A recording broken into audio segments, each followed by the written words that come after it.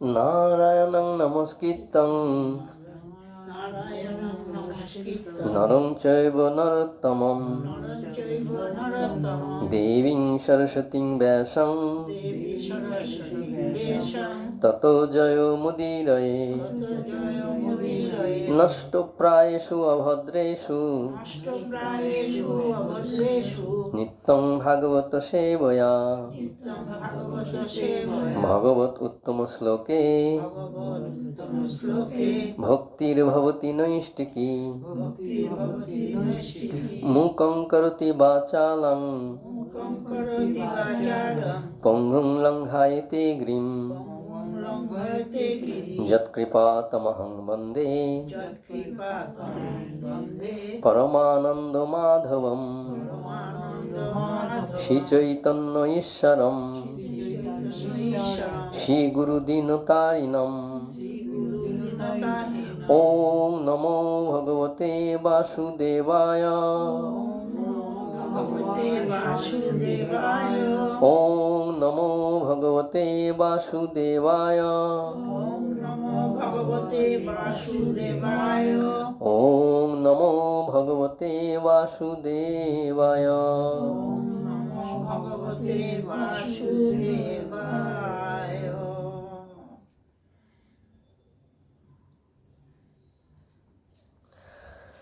তাহলে আজকে আমাদের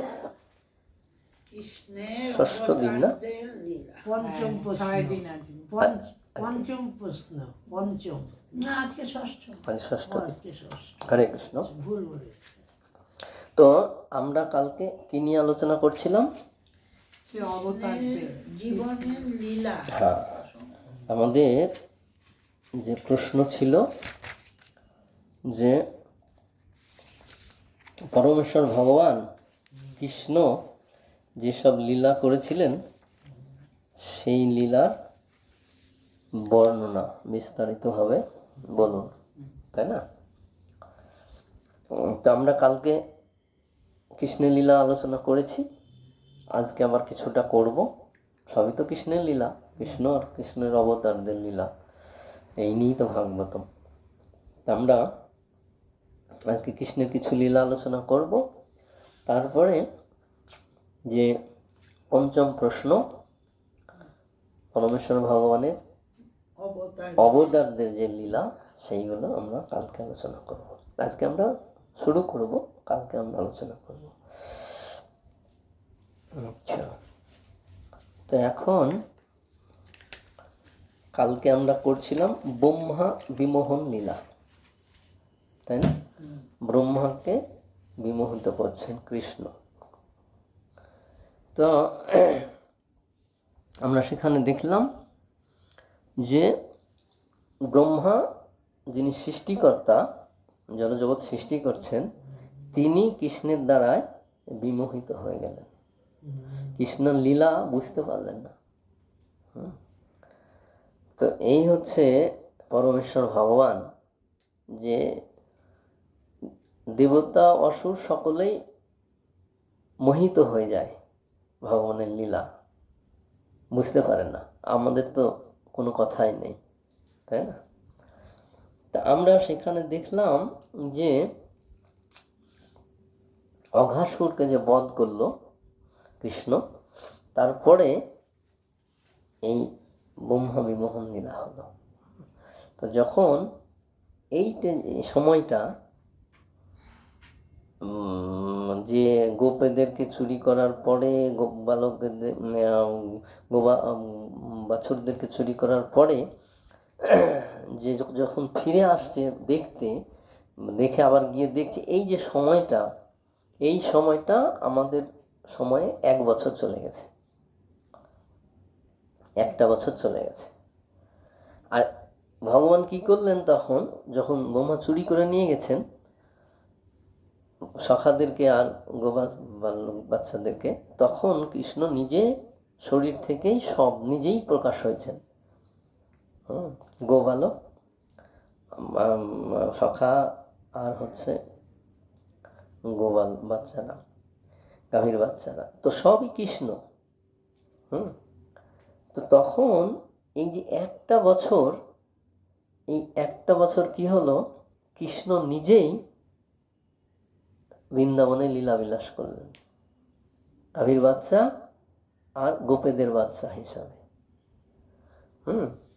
তো এই একটা বছর কি হলো, এই যে সময়টা ওরা গুফার মধ্যে ঘুমিয়েছিল, ব্রহ্মানিকে ঘুম পাড়িয়ে দিয়েছে না, ঘুমিয়েছিল। তো যখন এই যে একটা ওরা ঘুমিয়ে আছে, এই সময়টা কি হচ্ছে, এই কৃষ্ণ নিজেই সব প্রকাশ হয়েছে বুঝে বুঝে। তো এখন কি হয়েছে, সকলেরই মায়েরা তাদের বাচ্চাদেরকে বেশি করে আদর করছে। কেন না, সব তো কৃষ্ণ, কৃষ্ণ সকলকে আকর্ষণ করে না, তো আকর্ষণ করছে। তো এখন হচ্ছে যে ওই সময়ে বৃন্দাবনে বলা হয়েছে যে এই যে সময়টা, এখন এই সময়টা খুব ভালো সময়, তাই প্রত্যেক গোপীদেরকে সব গোপীদের বাচ্চাদের সঙ্গে বিয়ে দিয়ে দেওয়া হোক, খুব ভালো সময় এই সময়টা। তো তখন কি হচ্ছে, সমস্ত গোপীদের সঙ্গে গোপদের বিয়ে হয়ে গেছে। তো তখন বিয়ে যে হলো, কার সঙ্গে হলো, সব কৃষ্ণের সঙ্গে হলো না, কৃষ্ণই তো সব বালক হয়েছে না, কৃষ্ণই তো সব হয়ে গেছে বালক। আর গোপীদের সঙ্গে সব বিয়ে হয়েছে কার, কৃষ্ণের সঙ্গে বিয়ে হলো। তো এইভাবে এক বছর যখন অতিক্রান্ত হয়ে গেছে, তখন বলরাম একদিন জানতে পারল যে এরা একদিন দেখছে যে গাভীরা, তাদের যে এক বছর পর তো বাচ্চা হয়ে যায়, তো দেখছে যে তাদের নতুন বাচ্চাদের প্রতি এত তাদের আকর্ষণ নেই, ফেলে বড় বাচ্চাগুলোকে এসে দুধ খাওয়াচ্ছে। মানে এক বছর হয়ে গেছে যে বাচ্চাগুলোকে, এইগুলো দুধ খাচ্ছে। বললাম খুব মানে মনে করছে কি রকম, এটা কি করে হয়, সব যে বাচ্চাদের করে প্রথম, তারপরে তার স্নেহটা বাড়ে, কিন্তু গাভীরা এরকম করছে কেন, ছুটে আসছে, এসে এই বাচ্চাগুলোকে, নিচে বাচ্চাগুলো চড়ছে বড়গুলো, তাদেরকে এসে দুধ খাওয়াচ্ছে। তো বলরাম সন্দেহ হল। তারপর বলরাম যখন জিজ্ঞাসা করলো কৃষ্ণকে, তখন কৃষ্ণ বলরামকে জানালো যে হ্যাঁ এই ব্যাপার। তো এইভাবে কৃষ্ণের সঙ্গে সব গোপীদের বিয়ে হয়েছে, ঠিক আছে। আর একটা ঘটনা হচ্ছে কি, যে গোপীরা কি করছিল, কাত্যায়নী পুজো করছিল, কাত্যায়নী পুজো। হ্যাঁ, তো ওই পুজোর উদ্দেশ্য ছিল কি, তারা কৃষ্ণকে স্বামী রূপে পাবে। প্রত্যেক গোপী কাত্যায়নী দেবীর আরাধনা করছে যাতে আমি কৃষ্ণকে স্বামী রূপে পাই। তো এই ব্রতটা 1 মাস করবে, তারা পালন করছে। এই যে মানে গোপীরা কি হচ্ছে, পুজো করছে, প্রতিদিন আসে, এসে যমুনায় স্নান করে কাত্যায়নী দেবীর পুজো করে, ভোগ লাগায়, আরতি করে তারা বাড়ি চলে যায়। প্রতিদিন এরকম করে। তো লাস্টের দিন, শেষের দিনে কি করে চলে এসেছে আবার কাত্যায়নী দেবীর শেষ পূজা, ব্রত ভাঙবে ওই দিন। তখন তারা ওইভাবে স্নান টান করছে, মানে কাত্যায়নী দেবী পুজো করবে, তা স্নান করতে গেছে। তো স্নান করতে যখন গিয়েছে, তো ওরা প্রতিদিন একই রকম করে, কাপড় খুলে স্নান করে। তো ওই দিনের কাপড় খুলে স্নান করছে, আর কৃষ্ণ কি করেছে, কাপড়গুলো চুরি করে নিয়েছে। হ্যাঁ হ্যাঁ, দিয়ে গাছের উপরে উঠে বসে আছে।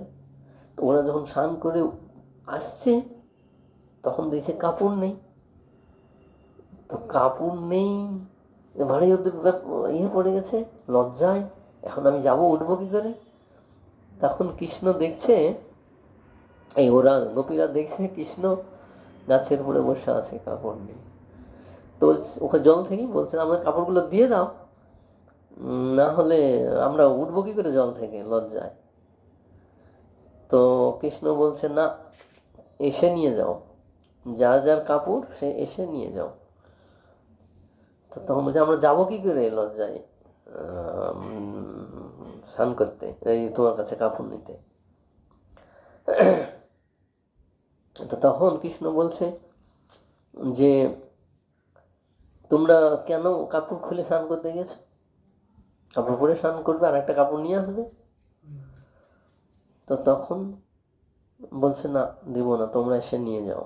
তা এখন ঠান্ডার সময় ভোরবেলায় স্নান করছে, তারা ঠান্ডায় কাঁপছে, আর জলও বা ঠান্ডা, কাঁপছে, কি করবে, কতক্ষণ আর থাকবে, আর দিবে দিচ্ছেও না।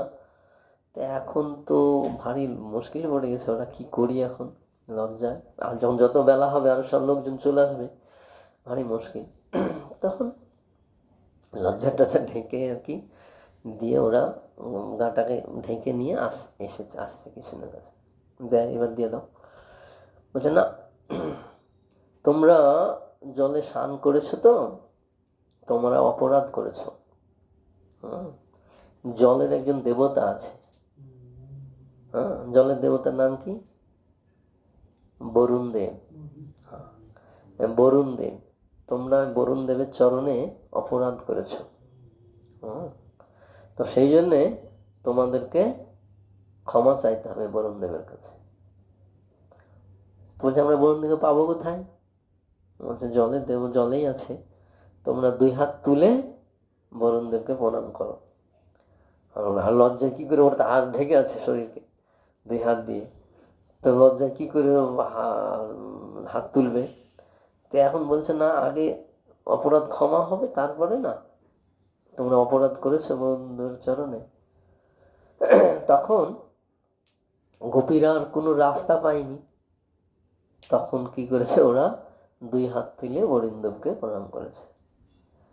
তখন কৃষ্ণ কাপড় দিয়েছে একে একে, ওরা পুজো করেছে, পুজো করে কাত্যায়নী প্রার্থনা করে এবার ওদের যে অভীষ্ট বর সেটা তো চাইবে না, পাবে তো ওই 1 মাস পরে, ও তো শেষ হয়েছে। তো এটাই এখানে কৃষ্ণ শিক্ষা দিলেন আমাদের, যে তোমরা তো ব্রত করেছো কেন? কৃষ্ণ তন্ত্র আমি সবই জানে, আমাকে পাওয়ার জন্যই তো তোমরা ব্রত করেছো, তাই না? তো স্বামীর কাছে আসতে স্ত্রীর কোনো লজ্জা থাকার কথা নয়, তাই না? তো সেই জন্য তোমরা এসেছো, তাতে কিছু আসে যায়, অন্যায় কিছু হয়নি, ক্ষতি কিছু হয়নি। তোমরা তো আমাকে স্বামী হিসাবে পাওয়ার জন্যই তো 1 মাস ব্রত করলে।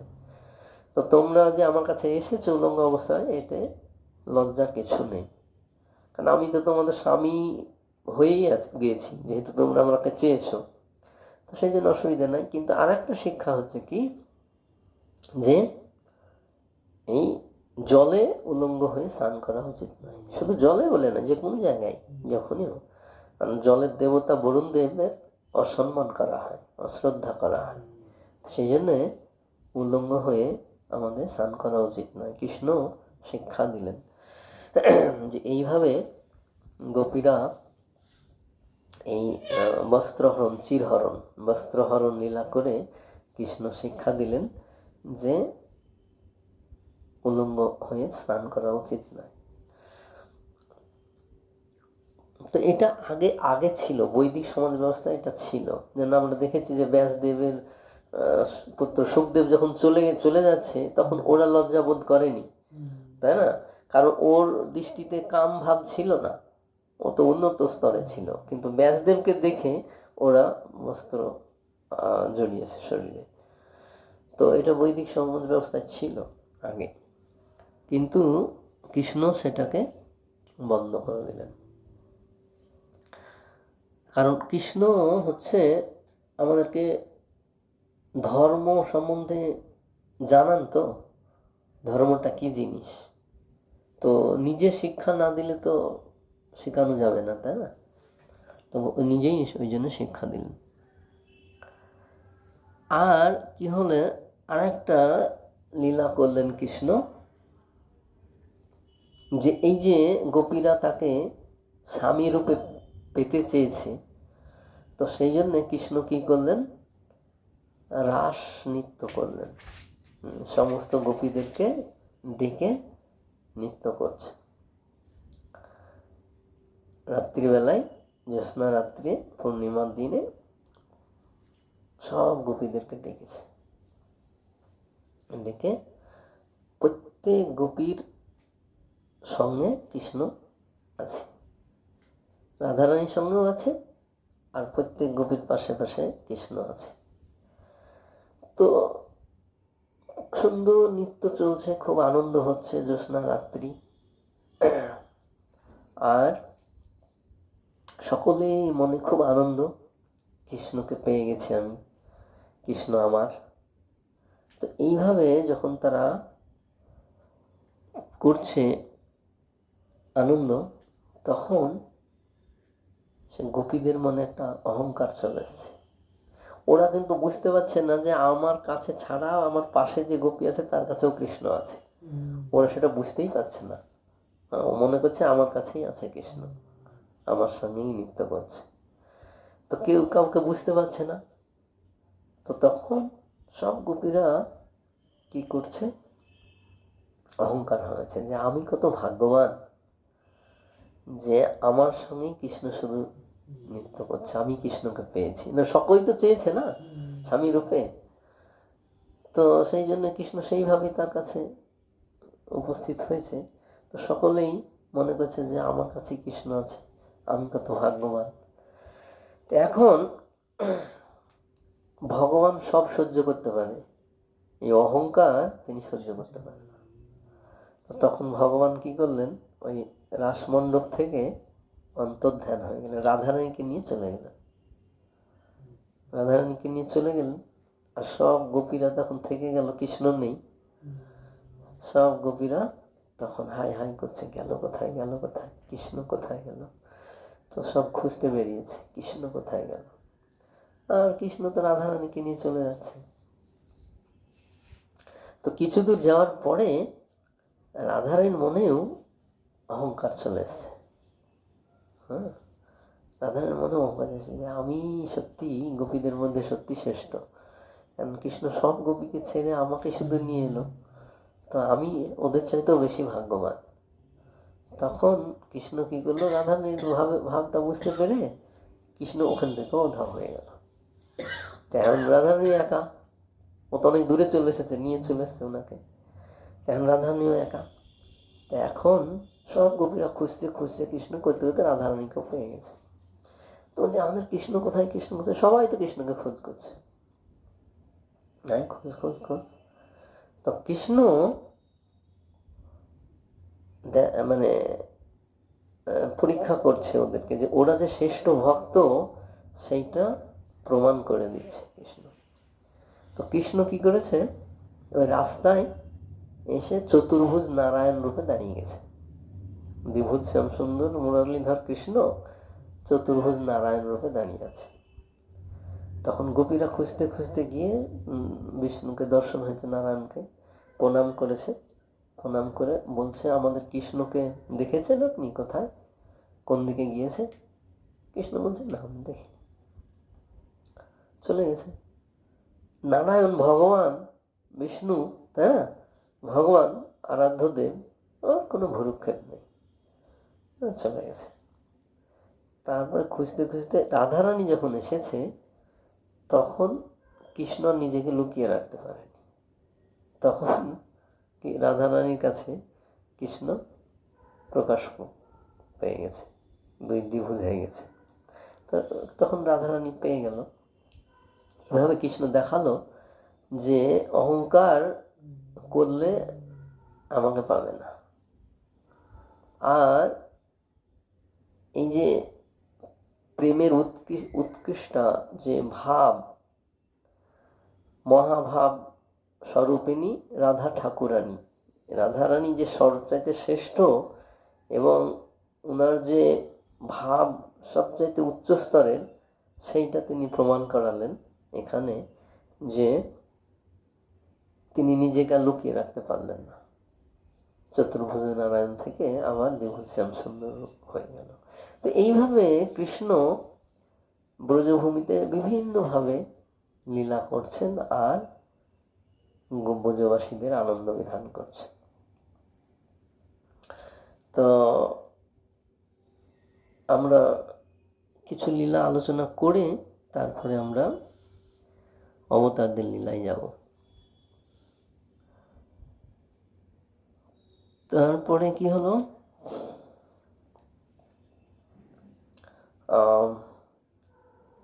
কৃষ্ণ হচ্ছে মথুরায় এসেছে এবার।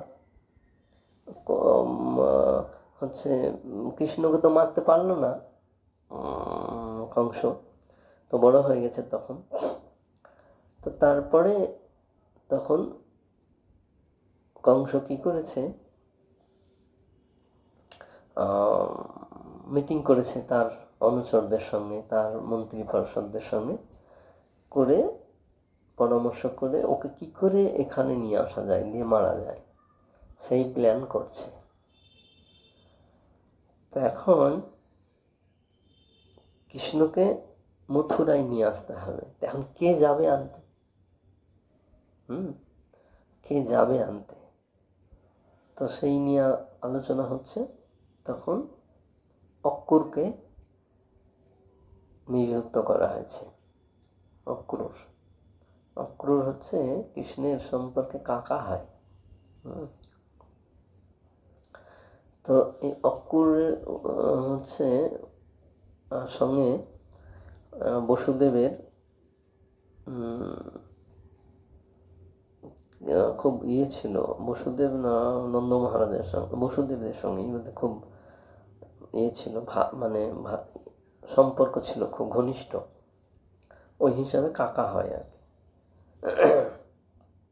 নন্দ মহারাজের সঙ্গে, কি একটু দূর সম্পর্কের ভাই নন্দ মহারাজের।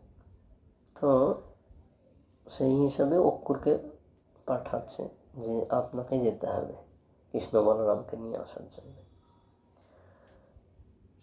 তো অক্রুর বলছে ঠিক আছে, যাব, কৃষ্ণকে দর্শন করতে পারবো, অনেক সৌভাগ্য। কিন্তু কৃষ্ণকে মেরে দিবে এটাও তো জানে, সেটাই তো আলোচনা হয়েছে।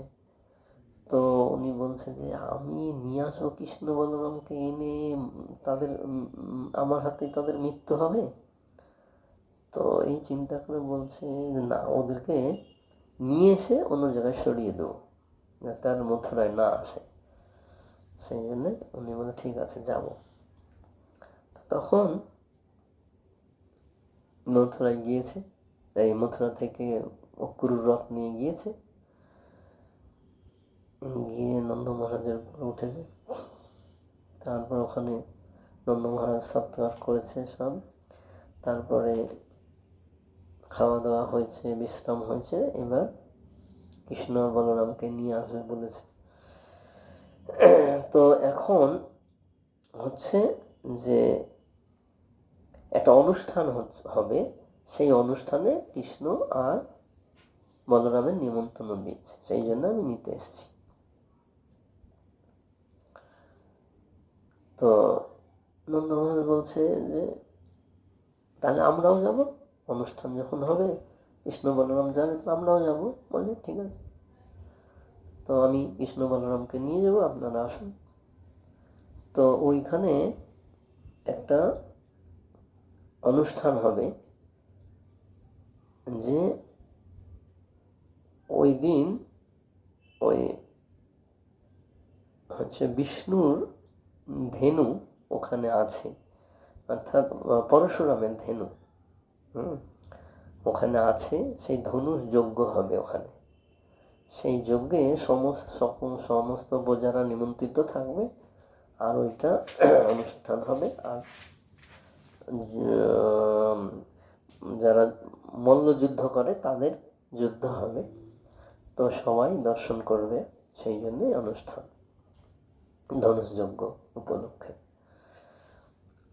তো ঠিক আছে, তো কৃষ্ণ বলরামকে নিয়ে চলে এসছে, আর অক্রুর নিয়ে আসছে। নিয়ে আসতে আসতে খুব গরম, তো তখন স্নান করতে নেমেছে অক্রুর। হচ্ছে অক্রুর ঘাট বলছে, যে বিশ্রাম ঘাট, অক্রুর ঘাট। তো ওইখানে অক্রুরদের কৃষ্ণ বলরামকে রথে বসিয়ে রেখে স্নান করছে।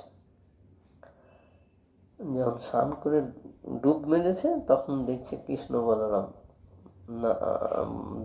জলের মধ্যে বিষ্ণু মূর্তি, কৃষ্ণ বলরামকে দেখছে বিষ্ণু মূর্তি। তখন হয়ে গেছে, আবার উপরে উঠে দেখছে কৃষ্ণ বলরাম বসে আছে রথের উপরে। আবার ডুব মেরে দেখছে, আবার দেখছে বিষ্ণু মূর্তি কৃষ্ণ বলরাম। তো বারবার বিভ্রান্ত হয়েছে, বারবার উঠছে আর দেখছে, তো বুঝতে পারছে না কি ব্যাপার। তো তখন বুঝতে পারলো যে কৃষ্ণ বলরাম সাধারণ ব্যক্তি নয়, আসলেই ভগবান বিষ্ণু। তখন স্নান করে আন্নিক করে উঠে এসে কৃষ্ণ বলরামের স্তব স্তুতি করছেন। তারপরে ওনাদেরকে নিয়ে আসছেন মথুরায়, এনে বলছে যে তাহলে আমার বাড়িতে চলো, আমার বাড়িতে থাকবে। তো কৃষ্ণ বলছে না, আজকে থাকবো না, আমরা পরের দিন যাবো। আজকে আমরা এসেছি তো আজকে আমরা একটু শহর ঘুরে দেখি, মথুরা পুরী শহর আমরা আজকে একটু ঘুরে দেখি, দেখে কাল আমরা পরের দিন যাব, অনুষ্ঠান হলে পরের দিন পরে যাব। তো তারপরের দিনই অনুষ্ঠান, ওই আগের দিনই এসেছে। তো ওরা বিকেলবেলায়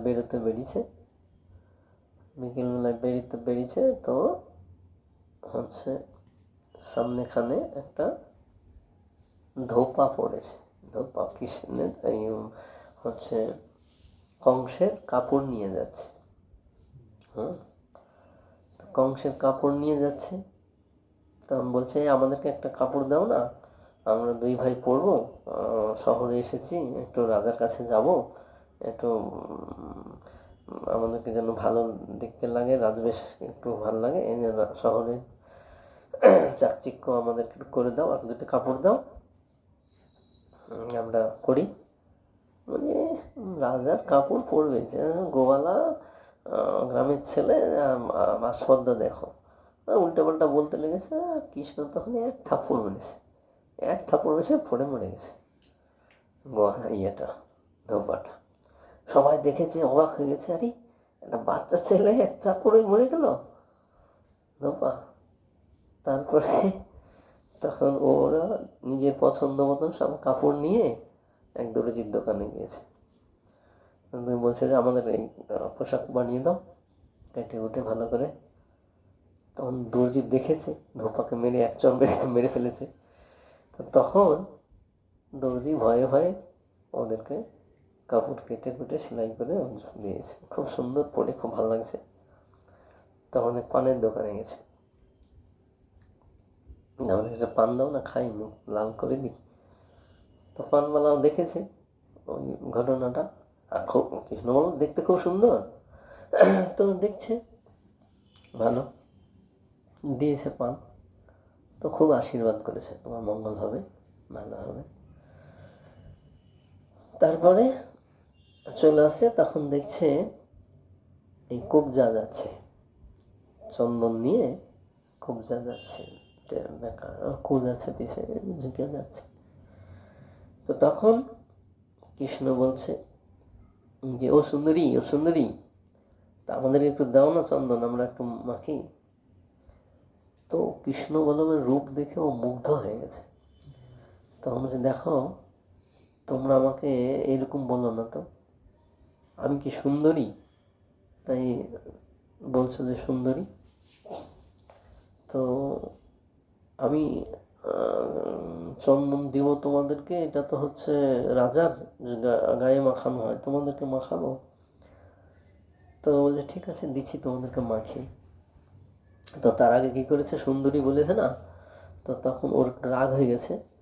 তখন কৃষ্ণ কি করেছে, ওর পায়ের উপরে এক পা দিয়ে থুতনিটাকে ধরে মেরেছে, একটা তুলে দিয়েছে, আর ও ছিল এরকম সোজা হয়েছে। আর কৃষ্ণ স্পর্শ পেয়ে ও মানে সত্যি যে সুন্দরী হয়ে গেছে, একদম যুবতী, 18 বছরের যুবতী, সুন্দর দেখতে। ও নিজেকে দেখে তো একবার অবাক হয়ে গেছে, আরে কি করে হলো। তা তখন কৃষ্ণকে দেখে ওর মানে আকর্ষণ হয়ে গেছে। তো বলছে তাহলে আমার বাড়ি চলো, আমার বাড়িতে চলো। বলছে না আজকে যাব না, আমি কালকে আমাদের অনুষ্ঠান আছে, আমরা কালকে যজ্ঞ দেখে তারপরে যাব, কাজ শেষ হয়ে যাবে তারপরে যাবো। বলছে না যেতে হবে। আমি না আজকে যাবো না, পরে যাব। তো যাইনি ওই দিন। তারপর ওদেরকে ভালো করে চন্দন টন্দন মাখিয়ে দিয়েছে, আর ওরা খুব বেশভূষা পরে যাচ্ছে।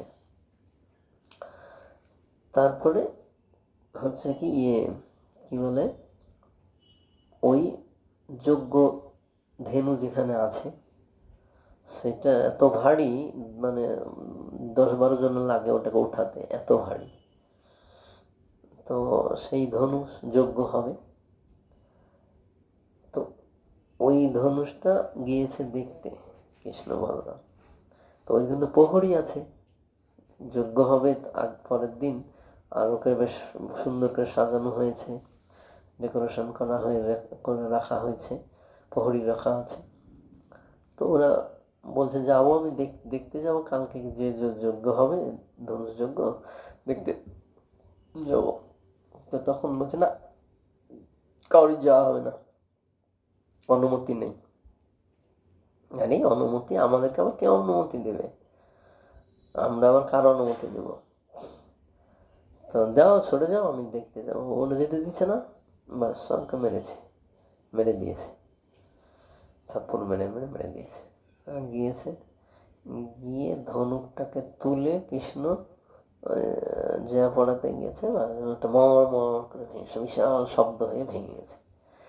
যখন ধনুকটা ভেঙে গেছে সবাই মানে চিন্তা পড়ে গেল, আরে এত শব্দ কোথায় থেকে হলো, বিশাল ধনুক না। তখন সব হইচই পড়ে গেল। তখন বলছে এই কৃষ্ণ ভেঙেছে।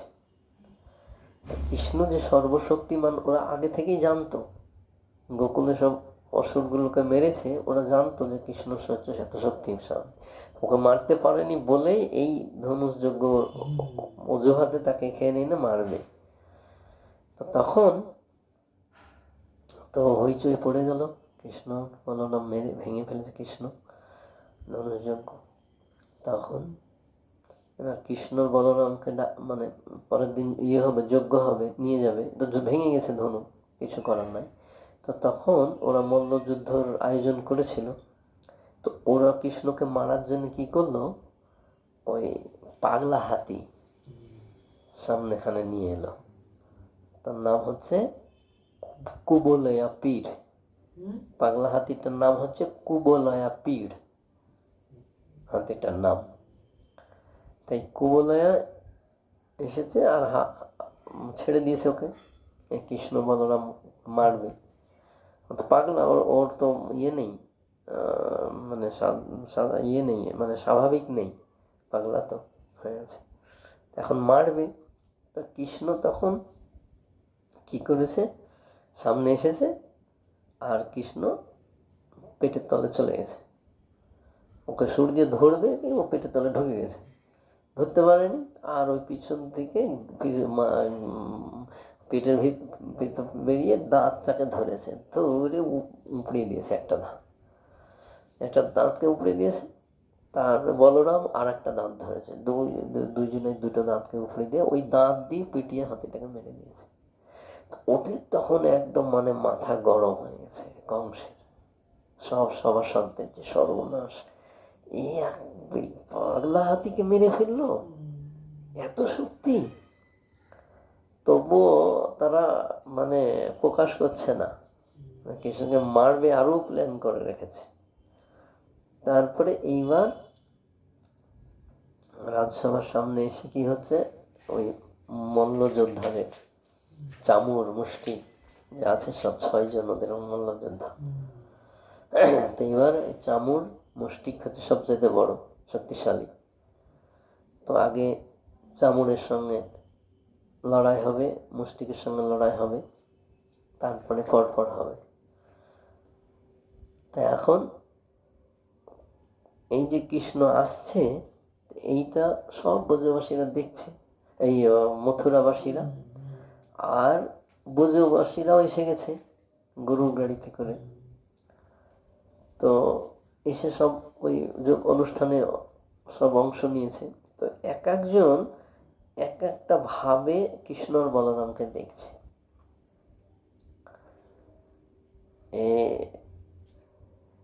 ব্রজবাসীরা কৃষ্ণকে তাদের স্নেহের পাত্র হিসাবে দেখছে, বাচ্চা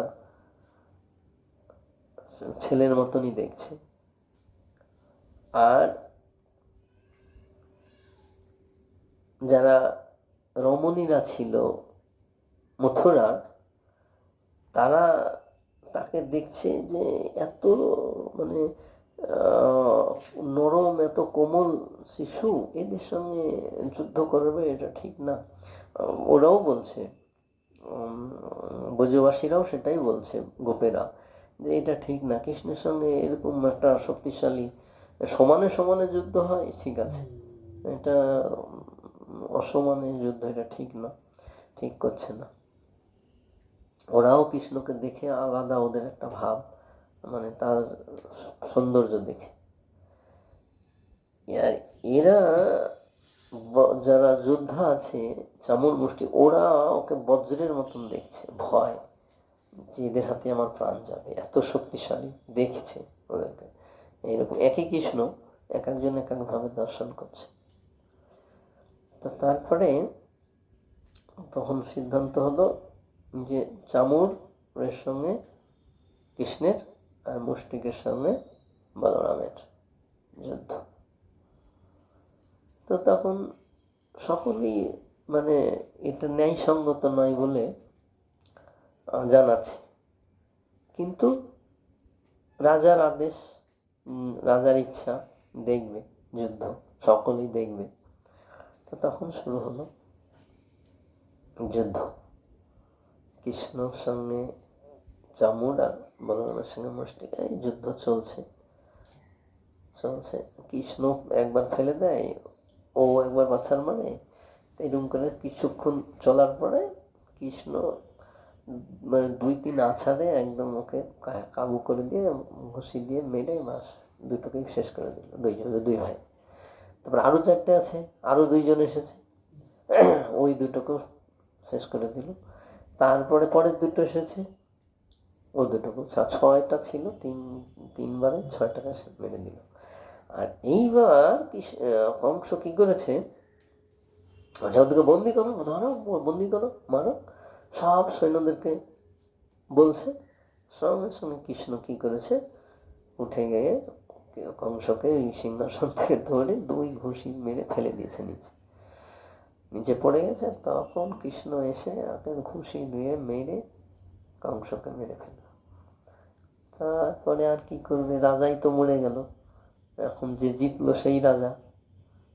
তো এইভাবে কৃষ্ণ কি করলো, তার যে সর্বশক্তিমত্তা, যে ভগবান, সেইটা তিনি প্রমাণ করলেন, যে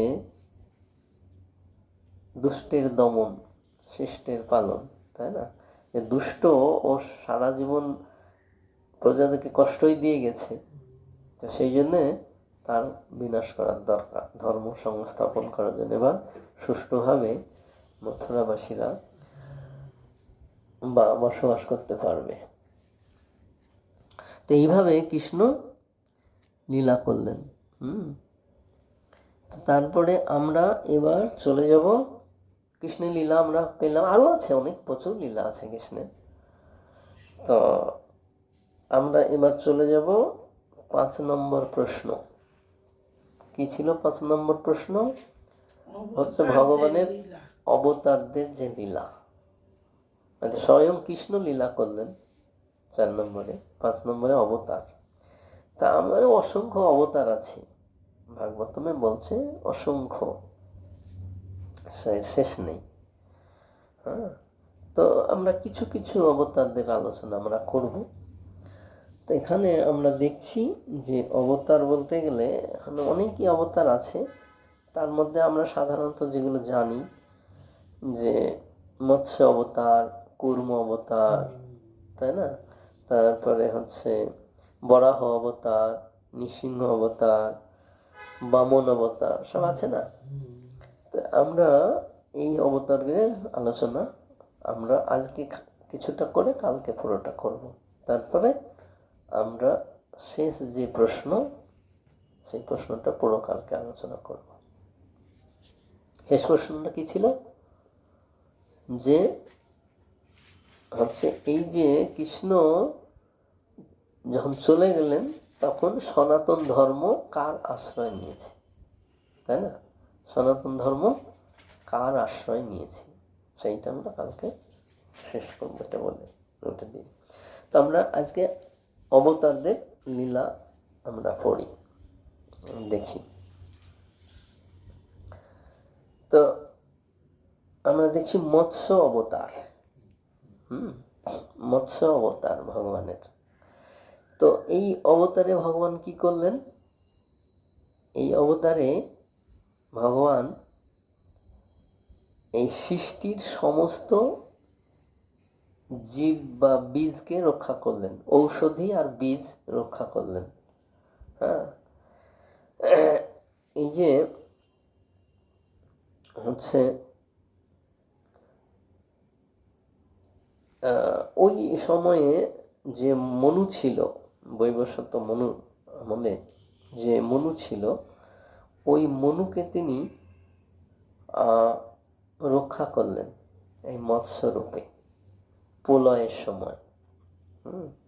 তো ওই মনু বা ওইখানকার ওই সময় যে রাজা ছিলেন, সত্যব্রত রাজা, তো উনাকে তিনি রক্ষা করলেন। উনাকে জানালেন যে 7 দিনের মধ্যে প্রলয় হবে, প্রলয় জলে সব পূর্ণ হয়ে যাবে, তো সব বীজ নষ্ট হয়ে যাবে, আর ঔষধি নষ্ট হয়ে যাবে, আর জীবেরাও নষ্ট হবে। তো সেই জন্যে তুমি কি করো, একটা বড় নৌকা করে সমস্ত জীবদের জোড়া, স্বামী স্ত্রী আর ঔষধি আর ঋষিদেরকে নিয়ে অপেক্ষা করবে নৌকায়। আমি আসব, এসে তখন তোমার নৌকার কাছে আসবো, আর এই আমার শিং থাকবো, ওই শিঙে তুমি জড়িয়ে দেবে বাসুকি নাগকে, তোমার নৌকার সঙ্গে আমার শিঙের সঙ্গে জড়িয়ে দেবে, আমি তোমার সেই নৌকাটাকে রক্ষা করব। তো এইভাবে মৎস্য অবতারে ভগবান সমস্ত জীবকে, ঔষধিকে আর ঋষিদেরকে রক্ষা করেছিলেন প্রলয়ের হাত থেকে। না হলে সৃষ্টি নষ্ট হয়ে যাবে, বীজ না থাকলে কি করে হবে, তাই না? তো সব তো জলয় প্রলয় হয়ে যাবে, ঢেকে যাবে। তো সেই জন্যে তিনি মনুকে এই নির্দেশ দিয়েছিলেন, আর ভগবান মৎস্যরূপে সেই নৌকাটাকে এই প্রলয়ের হাত থেকে রক্ষা করেছিলেন, মানে ডুবতে দেননি, কিনারে লাগিয়েছিলেন। এইভাবে মৎস্য অবতারে ভগবান সমস্ত সৃষ্টিকে রক্ষা করেছিলেন বীজ হিসাবে, ঔষধি ঋষিদের। আর হচ্ছে তারপরে কুর্ম অবতার। কুর্ম অবতার, কুর্ম মানে হচ্ছে কচ্ছপ, কাছি। হ্যাঁ, এই অবতারে কৃষ্ণ কি করলেন, যে সমুদ্র মন্থন হচ্ছে, দেবতার অসুরদের মধ্যে যে সন্ধি হয়েছিল ভগবানের নির্দেশেই, ভগবানই বলেছিলেন যে তোমরা সন্ধি করো, যে এখন অসুরদের শক্তি বেশি, তো সেই জন্য তোমরা পারবে না, তা ওদের সঙ্গে চুক্তি করো যে সমুদ্র মন্থন করবো আমরা দুইজনে, আর এই সমুদ্র থেকে যে অমৃত লাভ হবে সেইটা আমরা অর্ধেক অর্ধেক খাবো, আমরা অর্ধেক অর্ধেক নিব, তাহলে আমরা সকলেই অমর হয়ে যাব। তো অসুররা রাজি হচ্ছে না, না আমাদের দরকার নেই।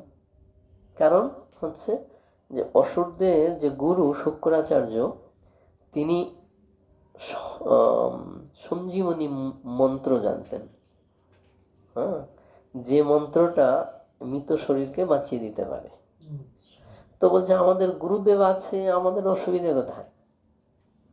তো এই দেবতার অসুরদের মধ্যে যখন যুদ্ধ হয়, তো অসুরদের যেগুলো মরে গুরুদেব বাঁচিয়ে দেয় শুক্রাচার্য, আর দেবতাদের যারা মরে দেবের পক্ষে তাদের কেউ বাঁচানোর নেই, তারা মরে যায়। তো এইভাবে সংখ্যা এদের কমে আর ওদের কমছে না। তো সেই জন্যে বিষ্ণুর কাছে যখন জানানো হলো, ব্রহ্মা জানালেন, প্রার্থনা করলেন, তখন বললো যে তোমরা পারবে না এখন ওদের সঙ্গে, যেহেতু ওদের গুরুদেবের শক্তি আছে বেশি, তো সেই জন্য তোমরা সন্ধি করো, সন্ধি করো। তো অমৃত যে উঠবে সাগর থেকে সেটা অর্ধেক অর্ধেক খাবে, তাহলে সবাই অমর হয়ে যাবে। তো ওরা বলছে যে আমরা কেন করব, খাবো কেন, অমৃত আমাদের দরকার কি, আমরা তো জীবিতই থাকবো, মরবো না, গুরুদেব আছে। তখন বলছে যে এই সঞ্জীবনী মন্ত্রটা তোমার গুরুদেবই জানে, আর তো কেউ জানে না। ওই মন্ত্রটাই একজনাকেই দিতে পারে। এই মন্ত্রটা শিবের কাছে ছিল, শিবের কাছ থেকে নিয়েছিল শুক্রাচার্য। ইন্দ্রও গিয়েছিল নিতে, কিন্তু এত কঠিন তপস্যা দিয়েছিল শিবজি যে ইন্দ্র সেটা করতে পারেনি, কিন্তু শুক্রাচার্য করেছিল। খুব কঠিন তপস্যা ছিল, তো ওটা করে শিবজিকে সন্তুষ্ট করে সেই মন্ত্রটা নিয়েছিল। তো এখন বলছে যে এই মন্ত্র তো একজনই জানে, গুরুদেবই জানে।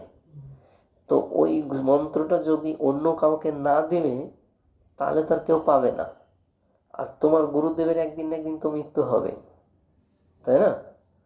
আর তোমার গুরুদেবই যদি মরে যায় যুদ্ধতে, তাহলে তোমাদেরকে আর বাঁচাবে কে? গুরুদেব থাকলে না বাঁচাবে, গুরুদেবই যদি মারা যায় তাহলে তোমার বাঁচাবে কে? ওই সঞ্জীবনী মন্ত্র তো অন্য কেউ পাবে না, আর একজনই পাবে। তো তোমার গুরুদেব অবর্তমানে তোমাদের আর কি হবে, এরকমই থাকবে। তো সেই জন্যে অমৃত খেলে তোমরা অমর হবে, আমরাও থাকবো, দেবতা যেরকম ছিলাম আমরাও আছি, থাকবো, অমর হবে। তো ওরা বুঝে তখন সন্ধি করলো, ঠিক আছে, সমান সমান ভাগ। তো ভগবান শর্ত দিয়ে দিল যে যা উঠবে সেইগুলো হচ্ছে শুধু অমৃত বাদে, দেবতাদেরকে বলে দিল তোমরা বেশি কিছু নিতে যাবে না, যা উঠবে ওরা যেটা চাইবে দিয়ে দেবে, আর হচ্ছে যখন অমৃত উঠবে তখন তোমরা ভাগ নিবে, ওটাই তো দরকার। তো তবুও সমুদ্র মন্থনের সময় অনেক কিছু উঠেছিল। প্রথমেই উঠলো বিষ, তাই না? বিষ, এখন বিষ কে ধারণ করবে, তাই না? প্রলয় মানে নষ্ট হয়ে যাবে সৃষ্টি। তো ভগবান তখন বললেন এর শক্তি তো কারোর নেই শিবের ছাড়া, তো শিবের কাছে প্রার্থনা করো, শিবই তোমাদেরকে রক্ষা করবে। তো তখন শিবজিকে প্রার্থনা করার ফলে শিবজি রাজি হয়ে এই বিষটাকে কণ্ঠে ধারণ করেছিল। যখন কণ্ঠে ধারণ করে তখন ওর বিষটা কণ্ঠেই থেকে গেল, গিলে নেয়নি নিচে। তো ওই জন্য ওর কণ্ঠটা নীল হয়ে গেছে, নীলকণ্ঠ বলে। হ্যাঁ, বিষটা কণ্ঠে রেখে দিয়েছে শিবজি। তারপরে একের পর একের পর অনেক কিছু উঠেছে, ঐরাবত,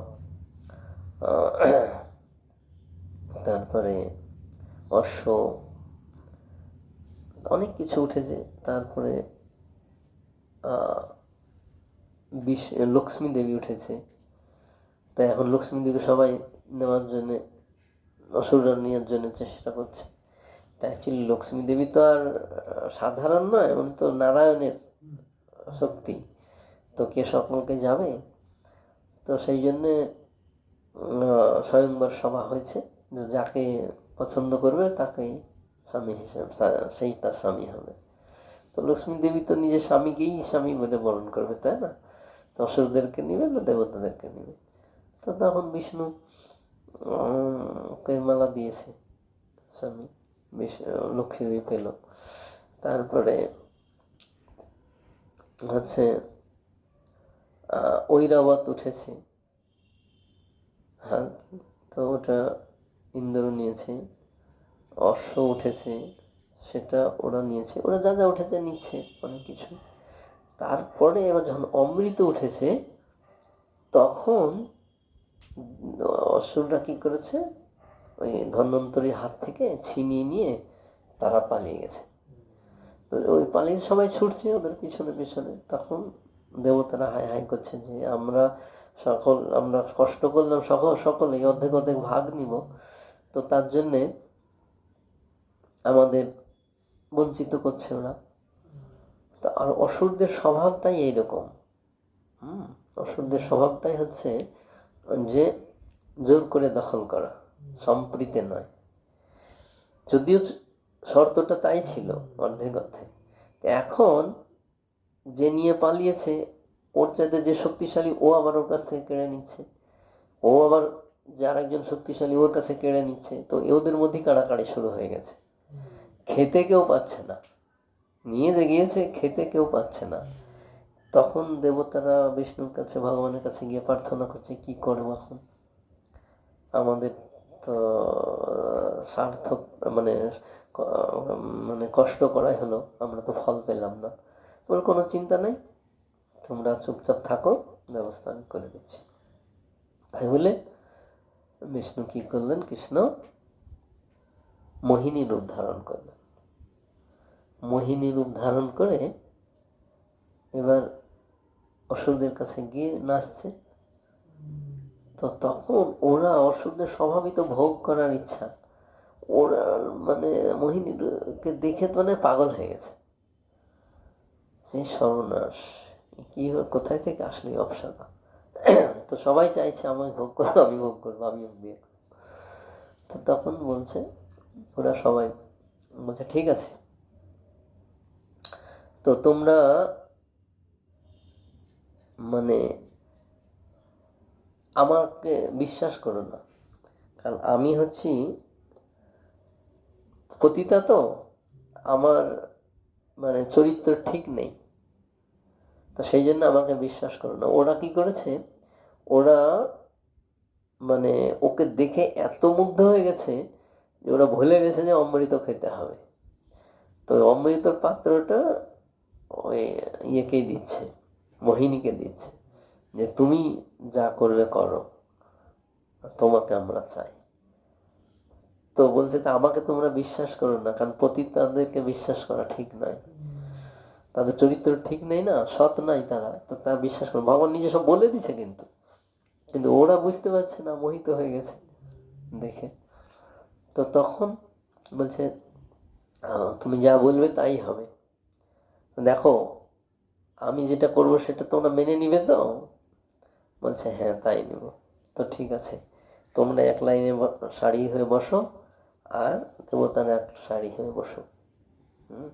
তোমরা তো শক্তিশালী, সেই জন্য তোমাদের অসুবিধা নেই, কিন্তু ওরা তো দুর্বল, তাই না? তো তোমাদের কাছে পরাজিত হয়েছে, ওরা দুর্বল, তো সেই জন্যে আমি ওদেরকে খাওয়াই আগে, তারপরে তোমাদের খাওয়াবো। রাজি? বলছে হ্যাঁ। ওরা এমন মোহিত হয়ে গেছে ওর রূপ দেখে, ঠিক আছে রাজি। তখন এই বিষ্ণু মোহিনী মূর্তি কি করলো, সব দেবতাদেরকে খাওয়াতে থাকলো। যখন খাওয়াতে থাকলো তখন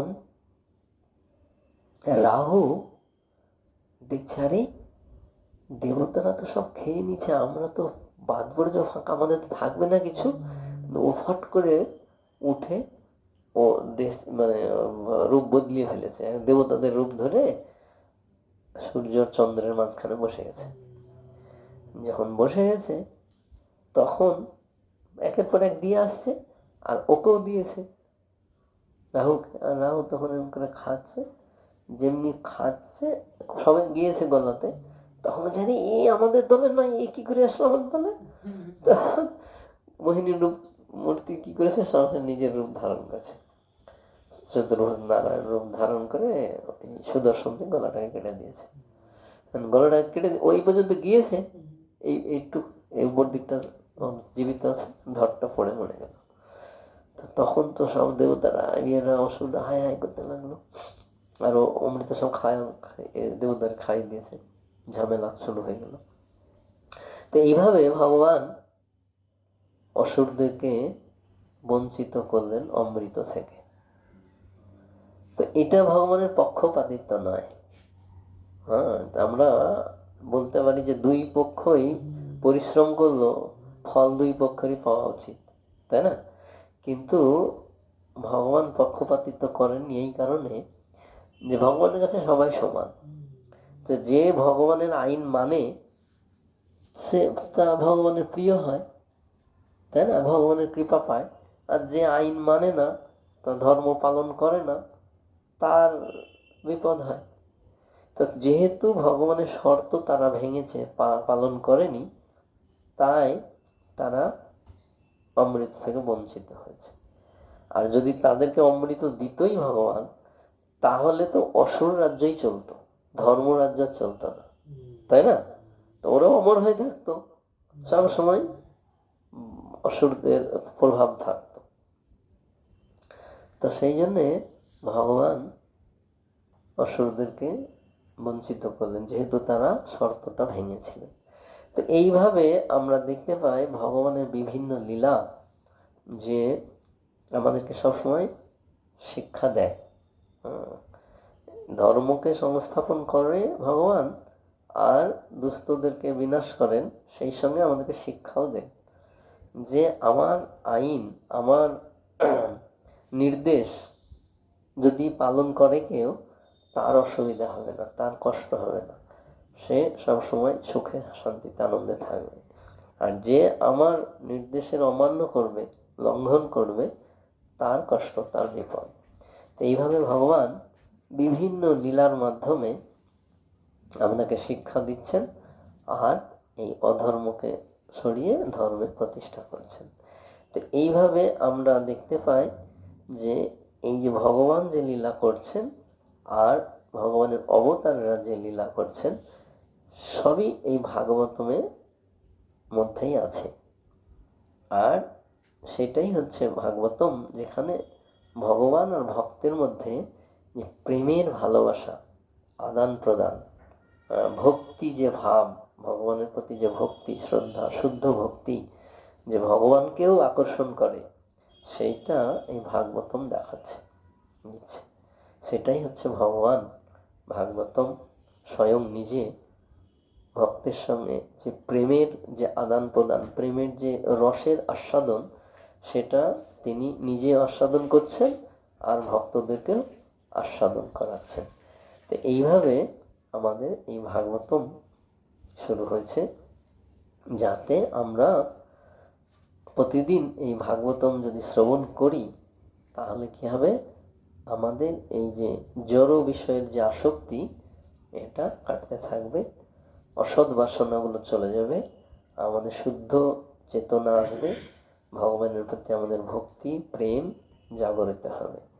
তা আজকে আমরা এখানে রাখবো। কালকে আমরা কি করব? কালকে আমরা 5 আর 6, 5টা আজকে শুরু করলাম অবতারদের, আর 6 কালকে আমরা 5-6 মিলে কালকে আমরা কমপ্লিট করব। আরও লীলা আছে। আর এই যে ভগবান সনাতন ধর্ম যে কিভাবে এই ভাগবতমের মধ্যে প্রকাশ হয়েছে, সেটা আমরা আগামী দিন আলোচনা করব। ঠিক আছে? হরে কৃষ্ণ কৃষ্ণ কৃষ্ণ হরে হরে, হরে রাম রাম রাম হরে হরে। বঞ্ছাকল্পতরুভ্যশ্চ কৃপা সিন্ধুভ্যৈব চ পতিতানাং পাবনেভ্যো বৈষ্ণবেভ্যো নমো নমঃ। অনন্ত কোটি বৈষ্ণববৃন্দ কি জয়।